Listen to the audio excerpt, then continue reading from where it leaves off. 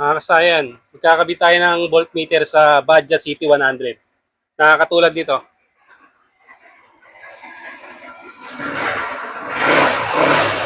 Ayun siya kasayan ha. Dito makikita natin kaagad yung reading ng ating battery. Lalong-lalo na ang Badja 100 ay maliit lang ang battery.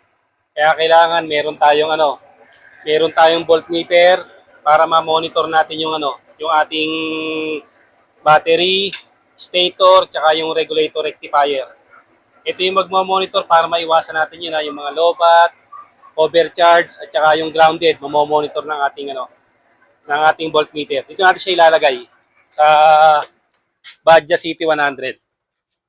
Pwede rito pwede dyan o pwede rin dito, depende sa inyo. Dito lang namin ito ilalagay. Ito, mayroon naman siyang pinaka-clip. Pwede siyang di tornilyo, pwedeng di cable tie. May kasama na itong cable tie. Ipupesto lang namin to dito. Ito na yung forma niya kasaya, no? Tapos ito, palustin lang natin. Anti-lobat, anti-overcharge, at malalaman nyo rin kung may grounded ang inyong motor. Malalaman nyo rin kung ba't mahina ang inyong busina.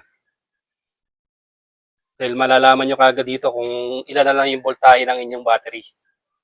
Kaya napaka-importante nito sa motor. Napaka-simple lang naman yung ilagay.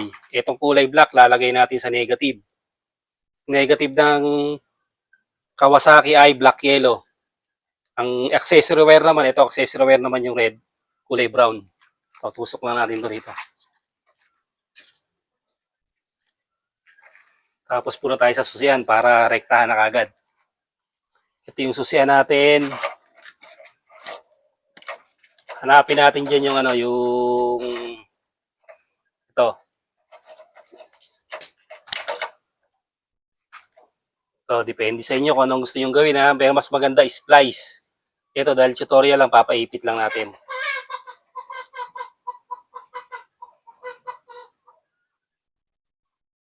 Makikita nyo na rito sa sa may susian. Putol pa. Manipis lang kasi itong wire ng voltmeter natin. Simpleng-simple lang maglagay nito. Protection sa ating motor. Pag meron ka nito, alam mo na kagad kung malolobat ka. Makikita na kagad yung voltahe bumababa. Kailangan di siya bababa ng 12 volts.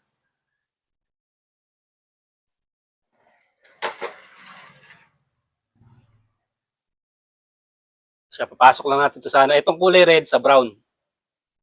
Huwag sa white Pag napunta to sa white, lagi itong nakabukas. Kasi live wire yun. Ito lang natin sa kulay brown. Tapos yung kulay black o negative ng voltmeter lalagyan natin sa black yellow. Black yellow ay negative.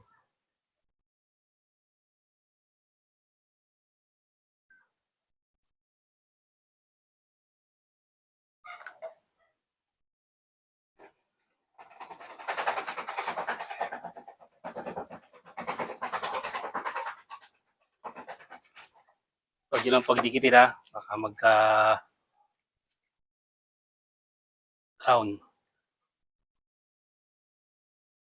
Dahil manipis lang yung nito, yung wire.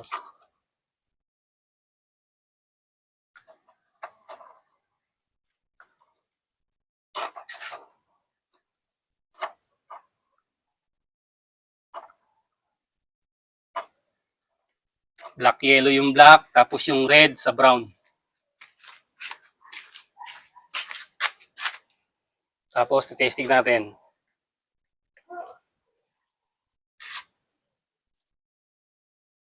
Sira na kasi yung susian natin Itong muli sa meno. Wala pa yung Ito.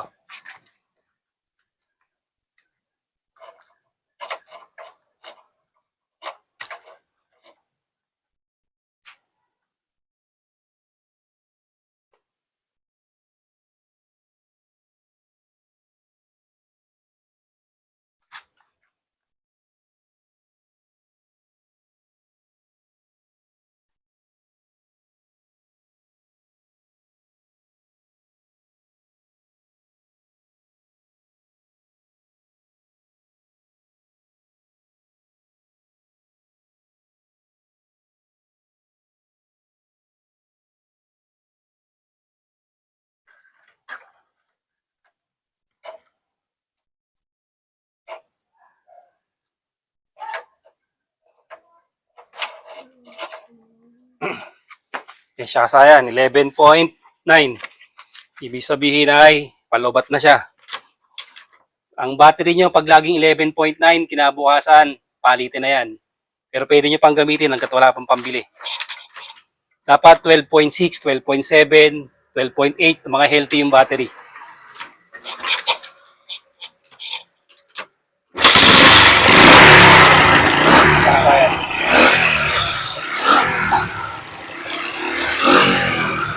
Okay.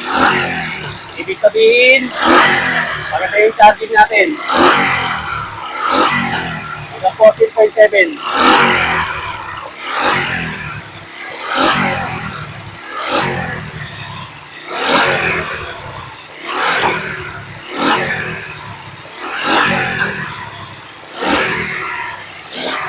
Ganun lang kasi yung paglalagay ng voltmeter. Para meron na kayong protection sa inyong motor. Iwas lowbat, iwas overcharge. Malalaman nyo kung may grounded at malalaman nyo rin kung palitin na yung battery. Bumababa na to sa 12.2 pababa. Ang healthy battery ay 12.7 pataas. Yan.